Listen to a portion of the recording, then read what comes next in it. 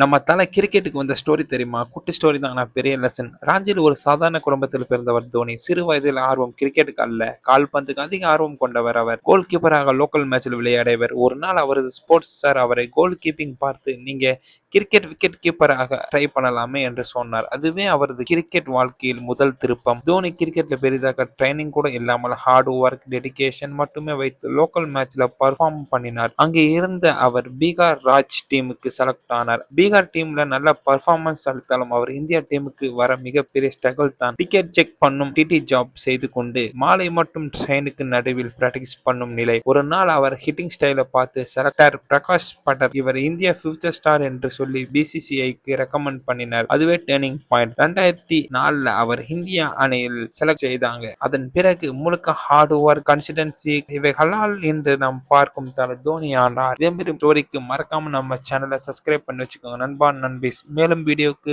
Bell பட்டனை அழுத்திக்கோங்க.